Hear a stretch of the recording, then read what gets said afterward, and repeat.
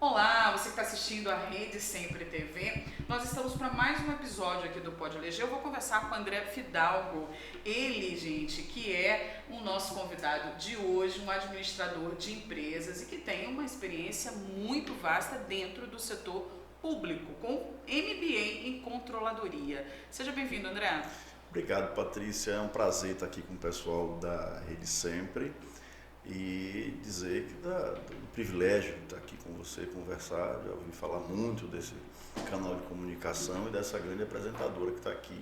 Espero que a gente consiga fazer uma coisa muito proveitosa hoje. Vamos conseguir, com esses elogios todos assim, né? A gente está aqui com duas outras jornalistas dentro do estúdio. Isso é maravilhoso. Você que está em casa acompanhando a nossa programação já conhece o Pode Eleger.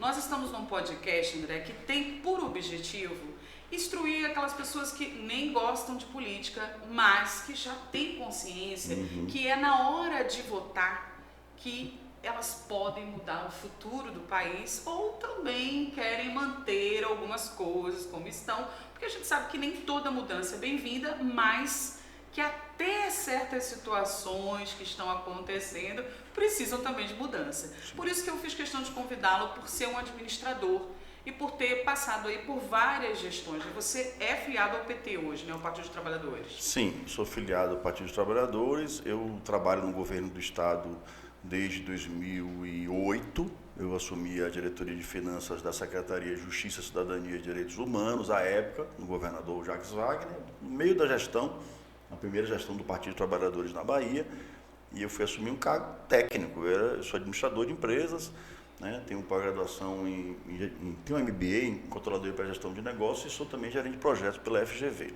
Então eu assumi aquela diretoria e fiquei até o final daquele mandato, 2010, depois eu renovei novamente, continuei, até que o momento em que a Secretaria de Justiça, Cidadania e Direitos Humanos, ela teve uma cisão, ela separou a Secretaria de Administração Penitenciária, que era apenas uma superintendência, era Superintendência de Assuntos Penais, ela virou Secretaria Estadual de Administração Penitenciária. E aí eu fiquei convidado, podia ir ou para um lado ou ficar na Justiça. E eu achei interessante, eu tinha uma vivência ali com a questão das penitenciárias, que fazia o controle dos projetos e tal. Ninguém conseguia fazer isso com os detalhes, e aí eu pedi ao secretário, onde é que eu gosto de planejamento, onde é que eu pego para fazer isso aqui, acompanhar os dados todos, tinha que estar coisa mensal para o governador. Né?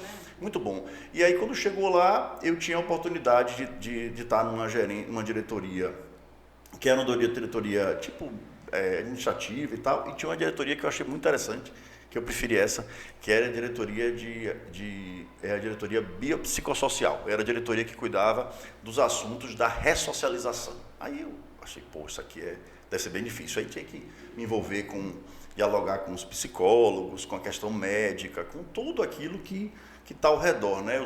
Os apenados que queriam trabalhar para reincidir a pena.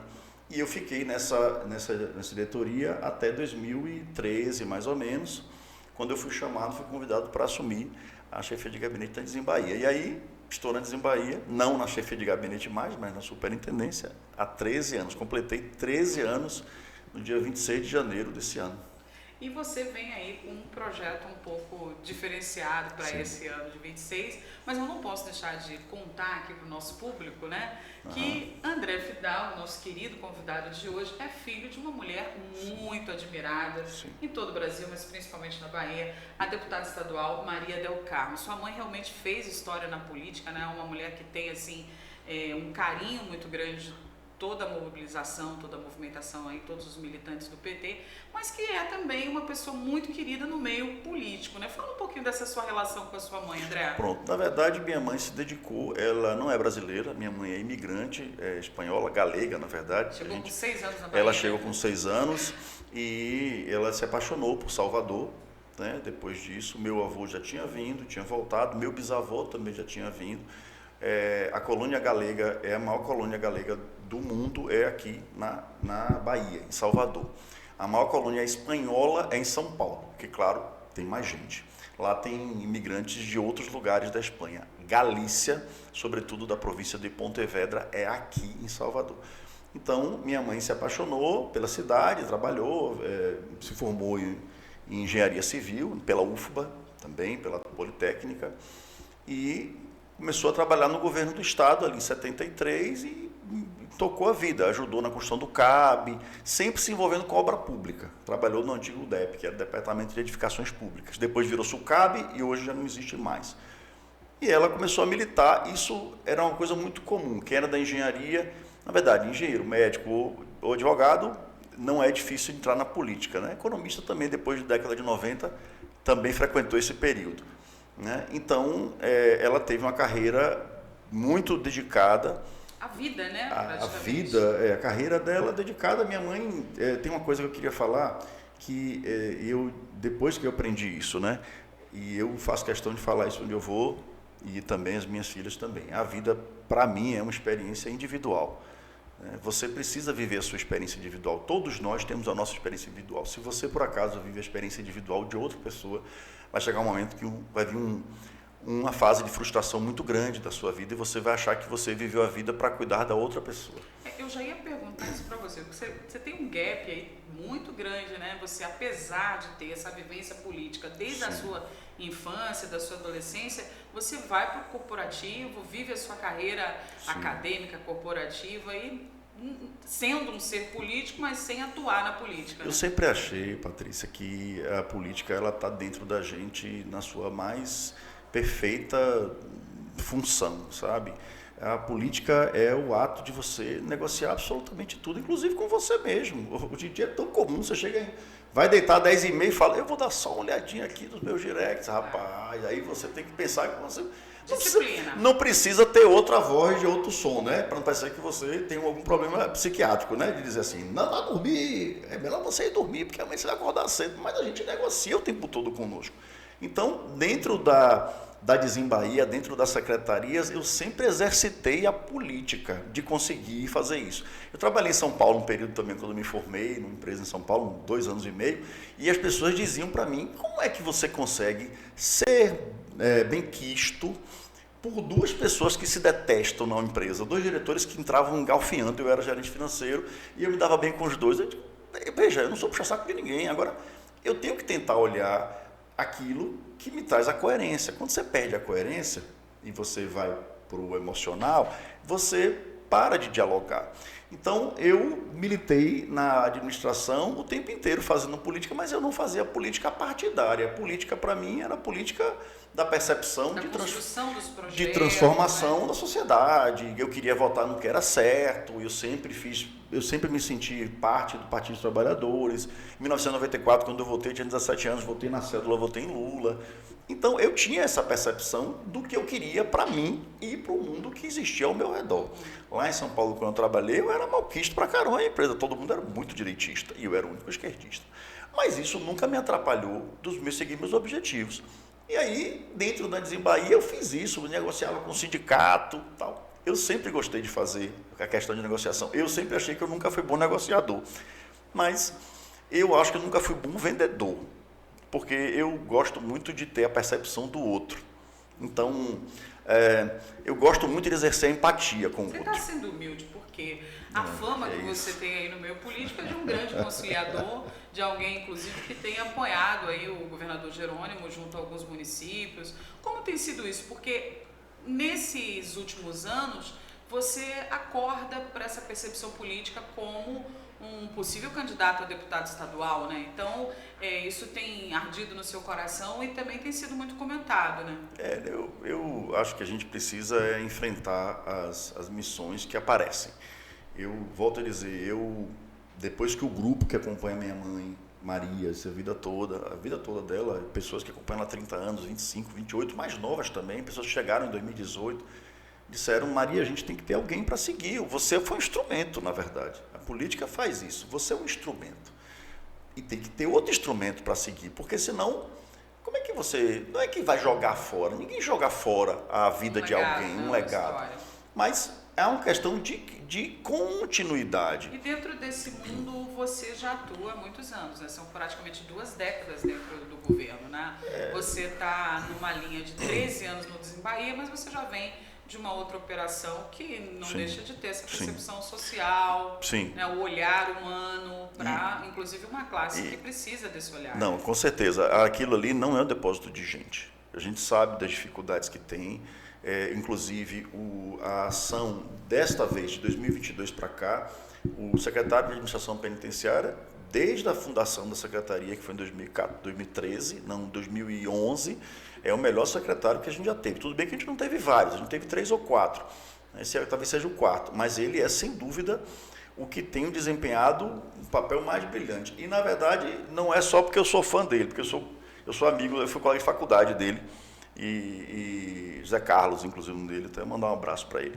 E ele tem a percepção clara de que a gente precisa atacar com muita veemência, não só quem está fora, mas quem está dentro também. A gente não pode agir com conivência com quem está lá dentro. A gente sabe que tem um reflexo aqui fora.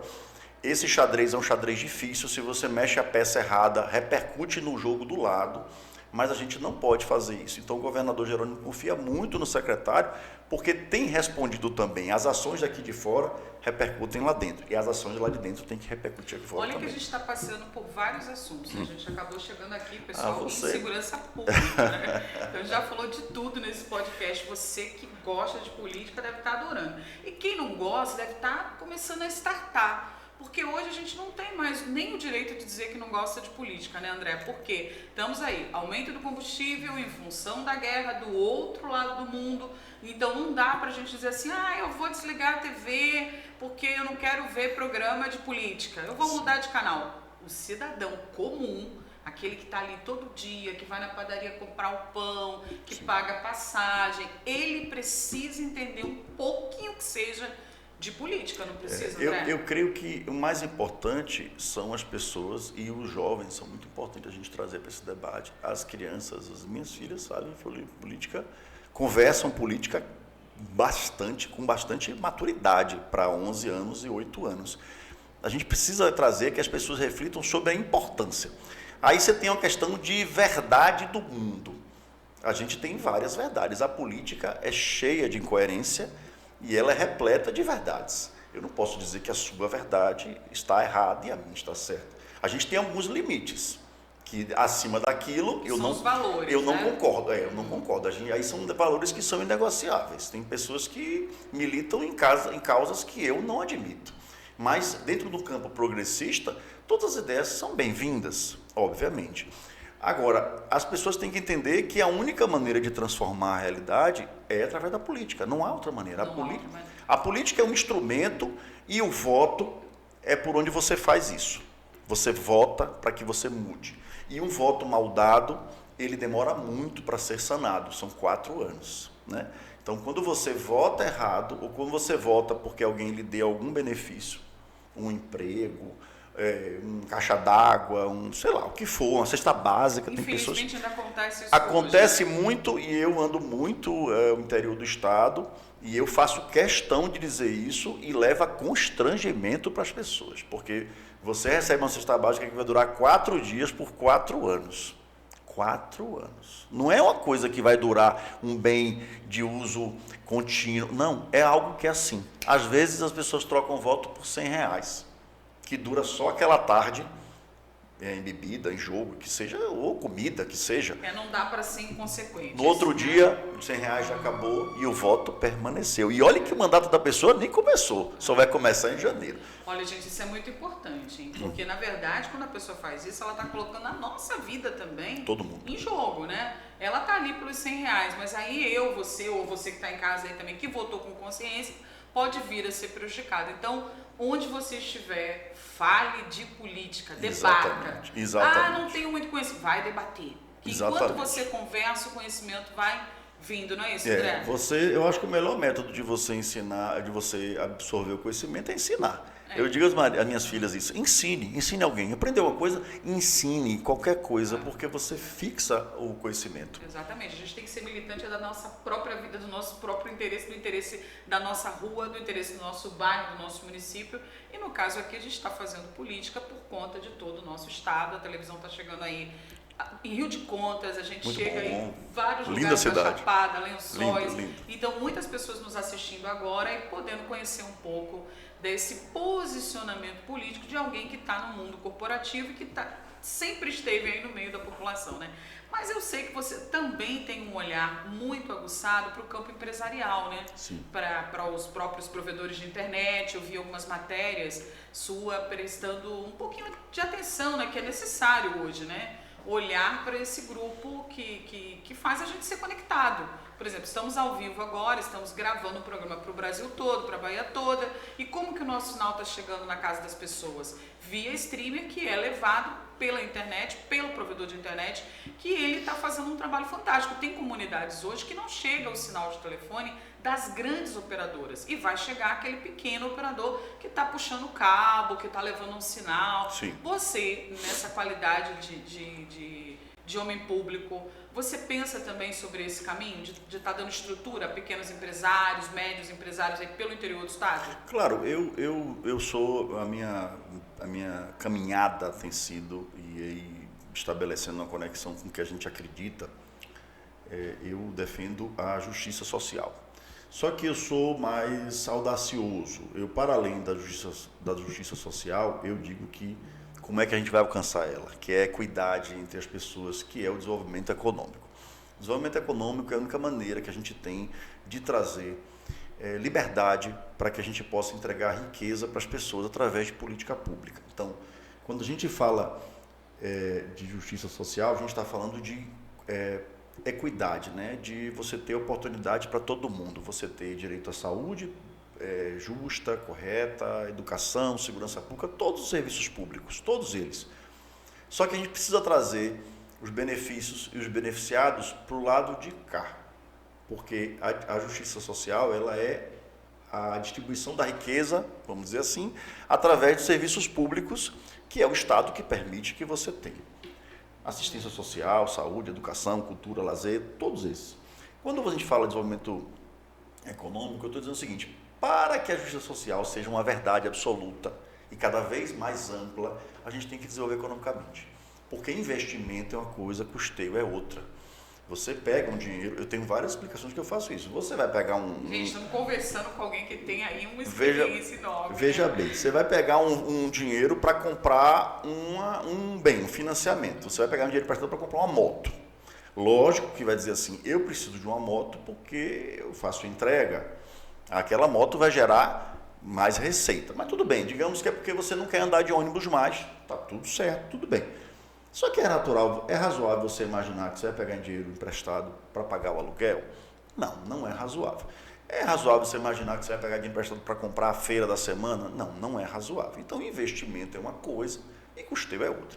Quando o governo faz um hospital de 200 milhões de reais, já construímos 34 ao longo desse tempo todo, e faltam mais 3 ou 4 para entregar, a gente está dizendo 180 milhões, 120 de engenharia civil e projetos e mais ou menos uns 70, 80 de equipamentos. Esse hospital custará 8 a 10 milhões todo mês. Quer dizer, sai do campo do investimento para o campo do custeio, que é um termo até muito comum.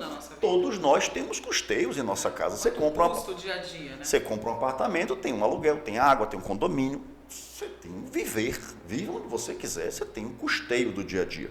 E o custeio da máquina é o pagamento dos salários, das despesas, do combustível, da luz, da energia, tudo isso você vai ter. A gente precisa gerar receita, o Estado precisa arrecadar para bancar esses custeios. Você até pode se endividar para investir, é natural, é razoável, é natural. Para sobreviver, não vai fechar a conta. É uma empresa, por exemplo, como é que a gente faz a alavancagem numa empresa? Você alavanca muitas vezes com o dinheiro dos outros, né? Isso até mudou um pouco de figura. Antigamente, na década de 80 e 90, dizia que o que fazia você ficar rico era o dinheiro dos outros, né? Tinha até um filmezinho na década de 80, final de 80, que dizia sobre isso.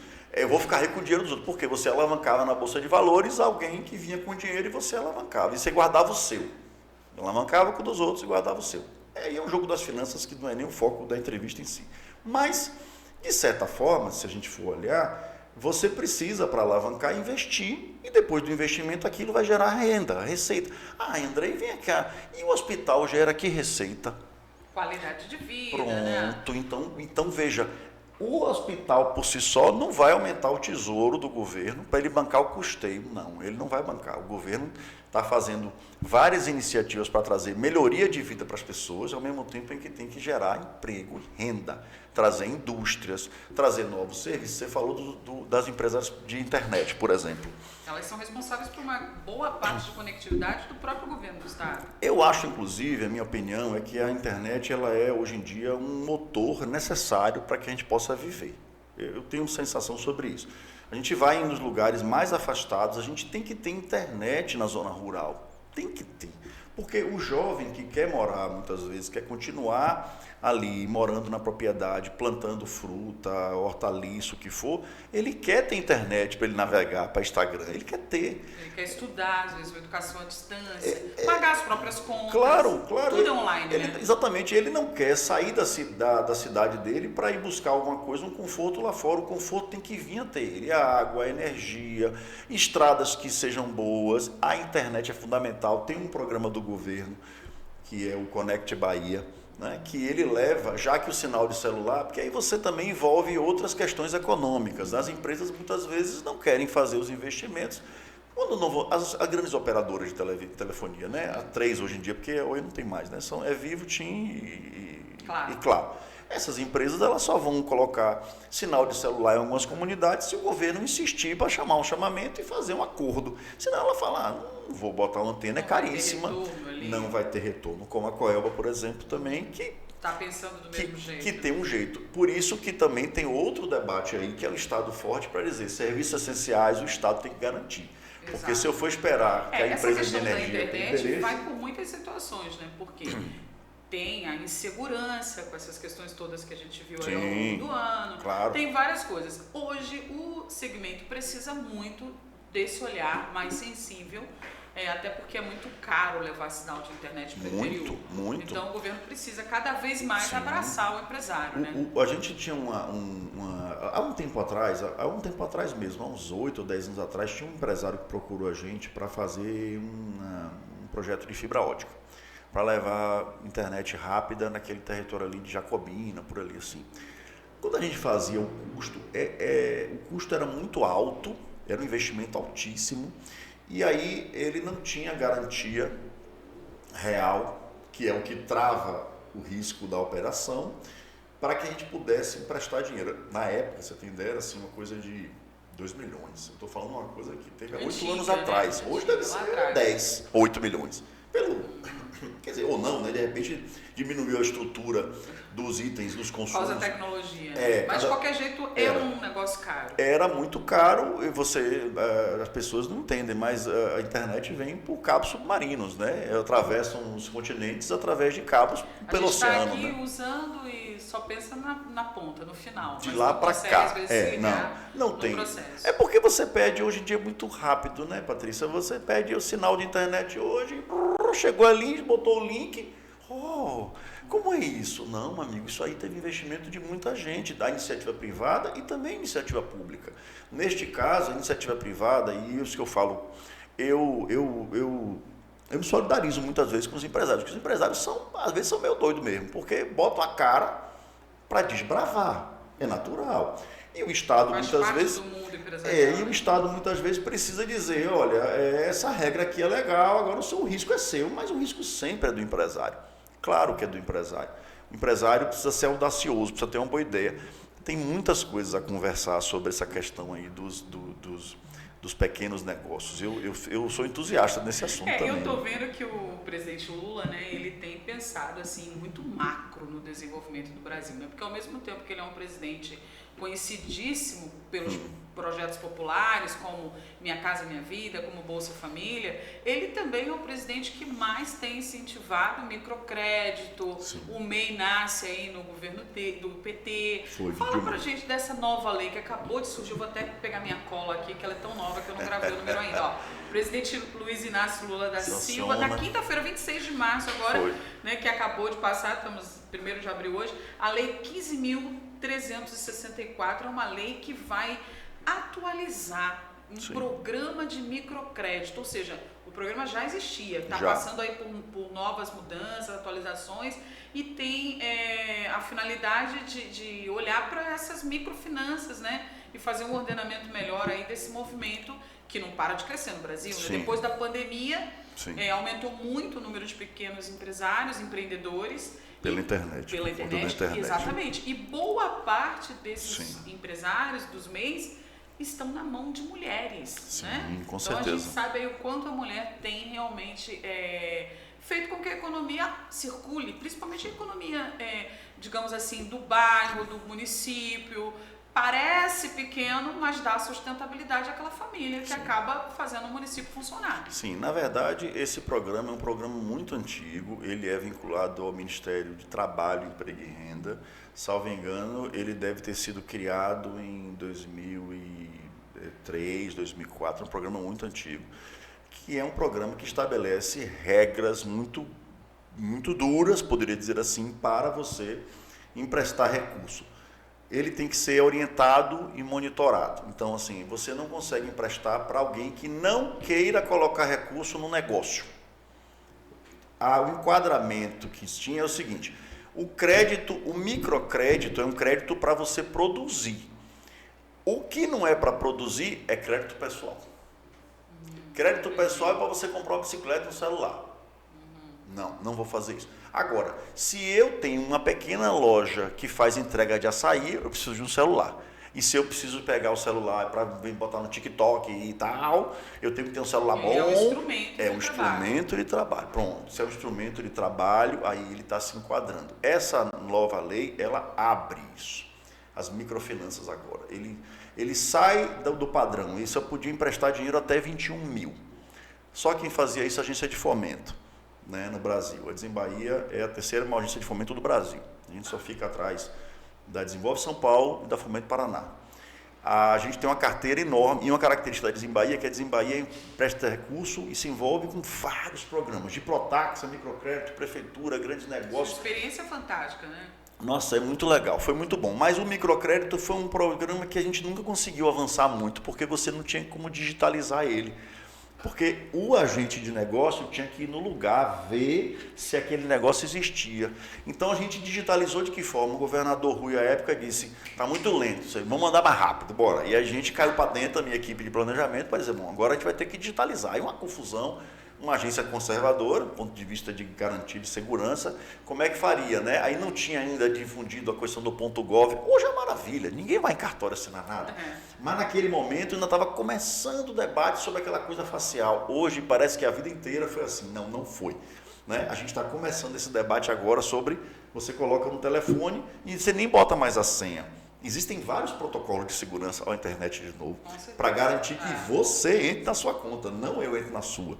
E esse debate fez com que a gente pudesse dizer: bom, eu só posso ir até aqui, porque tem que ter um agente de negócio indo lá.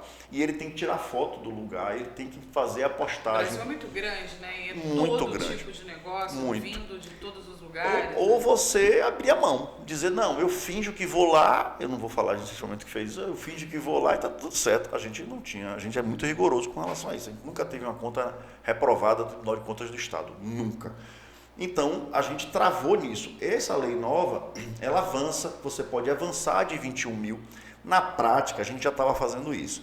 Quando chegava até 21 mil, que é o máximo, e ele sugere que você faça por etapa.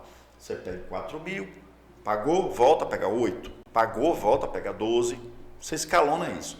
Lá atrás da gente, a gente tinha uma escala de 6 degraus.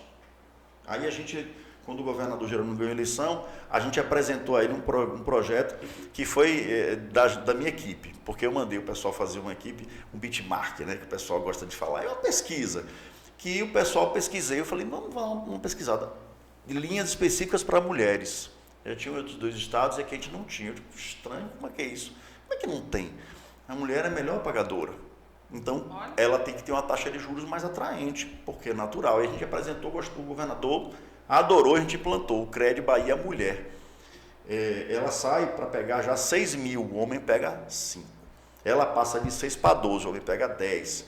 E ela paga, importante, ela paga 1,8 ao mês e o homem paga 2. E tem alguns lugares que eu vou e o pessoal reclama, viu? Os homens reclamam. Mas por que as mulheres dizem, velho, eu não vou nem debater com vocês. Tá? Não tenho paciência. Nível de compromisso. Não, eu não vou debater. É igual que você querer debater, porque Minha Casa Minha Vida é o nome da mulher, tá certo? Eu não vou debater isso não. Pesquisa um pouco mais. Vai pro Google, depois a gente conversa. E aí a gente conseguiu fazer isso. Então, quando chega em 21 mil, o que acontece? Você chegou no teto do programa. Eu não tenho como emprestar mais para quem é MEI, por exemplo. Em tese, eu não tenho como emprestar mais, porque o MEI ele é muito simplório do ponto de vista de fiscalização, de demonstração contábil. É muito simples, né? Você faturou, pagou ali. Se você faturou mais do que o limite, você é convidado a virar uma microempresa. Né? E aí, a gente já fazia isso. Empresas, microempresas individuais, o MEI, que tinha um histórico muito bom com a Nizim Bahia, a gente convidava a pegar uma outra linha. A gente tirava ela e botava a linha Crédito Rápido, que era uma linha que não tinha nada a ver com o PNPO. Era uma linha nossa para emprestar dinheiro. A gente incentivava que as pessoas crescessem. E aí, volto a dizer, essa proposta ajudou muito a gente, mas a gente já tinha dado o nosso jeito. Já estava ali procurando fazer o melhor pela população. Para poder emprestar mais. Então, o que aconteceu agora? Isso aqui, você vai transformar o mundo da microfinança. Você poderá pegar recurso para habitação. Eu quero reformar minha casa, eu quero colocar um móvel no quarto do meu filho. Você poderá pegar dinheiro por esse programa sem ter relação com o que você produz. Você tem um pequeno salão de beleza, mas o dinheiro não é para aquilo. O dinheiro é para eu melhorar o meu quarto, a minha cozinha, o meu banheiro. Eu quero pegar R$8.000 para fazer isso. Eu vou poder pegar. Antes não podia. Então é uma percepção do governo federal que está percebendo a necessidade de ampliar esse leque. Claro. A economia, porque quando o governo empresta o dinheiro para o cidadão, e no caso aí o pequeno e médio empresário, ele está também dando um fôlego, né? Sim. Ajudando, aquela porta que ia fechar já não fecha, já começa a produzir, cria um ânimo de extrema importância, né? Voltando então um pouquinho aqui para a questão da política, a gente já está quase terminando aqui o Pode Eleger de hoje. Já? Já. Fazer igual como o Jô Soares, ele diz, não é possível que eu peguei o gosto, vou ter que vir aqui toda semana. Vai sim, tem muita coisa pra gente conversar, pessoa inteligente, traz um conteúdo maravilhoso, mas a gente sabe aí que muito provavelmente você virá a ser um pré-candidato, na sequência um candidato, isso aí já está alinhado aí com o seu grupo, né? Tá consolidado, a gente tem feito os devidos cuidados para que a gente não venha essa etapa. Eu venho caminhando o Estado, inclusive muitas vezes acompanhando a agenda do governador, tenho sido um instrumento de também levar esse debate sobre a questão da economia. A Nizim Bahia é um instrumento muito importante para a economia do Estado. A gente tem um alinhamento com a Secretaria da Fazenda, mas a gente dialoga com a Secretaria de Desenvolvimento Rural, com a Secretaria de Agricultura, com a Secretaria de Desenvolvimento Econômico. Fez, né? A gente faz isso. Uma posição diferente, digamos assim, né? Claro. Mudou de área no time, sai de um lugar para o outro, mas está caminhando. Né? E entender da política institucional. É outro tipo de política, mas ela é muito forte. A política tem em todo lugar. No quartel, na Assembleia, em todo lugar tem política. Todo lugar tem política. Muito importante você tocar nesse tema, apesar, volta a gente está quase encerrando aqui o programa, mas muitas pessoas às vezes rejeitam o político porque elas pensam no político de 10 anos atrás, né? Aqueles jargões. Exato. Hoje a política está sendo feita na mesa, no diálogo, no planejamento. Você vê que eu vim entrevistar o André aqui, ele falou, me deu um papel e uma caneta. Eu falei, por que você quer papel e caneta? Não vai fazer prova não, mas é o planejamento, né? O seu hábito de escrever, de detalhar, o nível de compromisso. Muitas pessoas estão na política hoje com um compromisso. Inclusive, é legal a gente falar sobre a percepção do próprio governador da Bahia hoje, Jerônimo Rodrigues. A gente observa que o secretariado dele, né, tem essa coisa de ter muita gente professor da UNEB, pessoas do corporativo, tem muita gente preparada, né? Sim, a verdade é que o governador é natural, a gente está indo para o 5º governo, depois dessa eleição será o 6º governo, e a gente precisa cada vez mais atender as demandas do Estado, a gente tem outra perspectiva. As pessoas acham que as coisas no Estado são assim, não são. Os planejamentos são de médio e longo prazo, a gente planeja a Bahia para 2050, né? E, claro, tem problemas que você não domina, você não consegue dominar. Quem ia imaginar que Trump ia fazer aquela confusão lá com o Irã? Imagina. Que o Estreito de Hormuz ia dar esse problema. Uma reviravolta enorme. Você está em casa e, de repente, estourou a guerra. Estourou uma guerra. Mais uma, né? E tem a sensação de que o Oriente Médio só vive em guerra, né? O Oriente Médio só vive em guerra. Mais uma guerra deles lá, umas confusões dele lá, achando que não ia dar em nada. Então, eu tenho essa sensação de que a gente precisa planejar. Se a gente não planeja, a gente não sabe. Se você não sabe onde quer chegar, qualquer lugar tá bom. E aí é melhor você ficar sem fazer nada, porque aí você é mais eficiente, você não gasta energia. Já que você não quer produzir nada, fique parado, você não gasta energia nem paciência. A gente tem que planejar onde a gente quer chegar. A gente faz isso no governo do Estado e vamos continuar fazendo. Planejamento é tudo.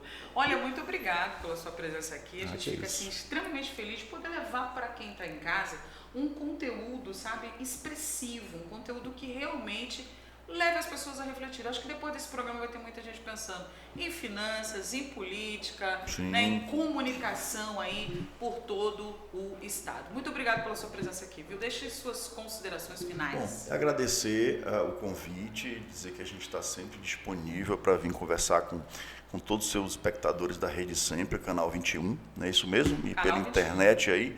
Você, muito gentil, muito acolhedora conosco e com a minha equipe. Eu estou sempre à disposição, eu sou entusiasta da sociedade, eu sou entusiasta por transformar.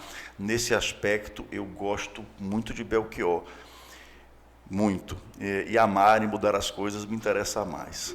Então, eu gostei muito de ter vindo e dizer que a gente vai manter essa relação para a gente poder vir aqui outras vezes e, de repente, a gente poder fazer mais espaçado. Tem muitas coisas que a gente precisou pular. Né? Tem mais coisas que a gente pode falar de maneiras mais detalhadas. Diretas, né? Poxa, os microempresários, por que não dão certo? Eu gostaria de falar, dar minha sugestão sobre isso, eu sou administrador. Né? Eu poderia dizer, olha, faça isso, porque faça aquilo, e finanças como é, por que o juro é isso? Tem muita coisa que a gente pode conversar, quem sabe a gente não consegue fazer uma parceria para a gente estar aqui com mais frequência. Pois é, eu conversei aqui com o André Fidalgo, ele que é administrador de empresas, e como você viu, quer voltar ao nosso podcast para auxiliar você. Você que é empresário, empreendedor, e que acredita nesse Brasil, que acredita nessa Bahia, tá? Fica ligadinho aqui na Rede Sempre, eu volto com mais conteúdo especial direto para você. Obrigado. Tchau.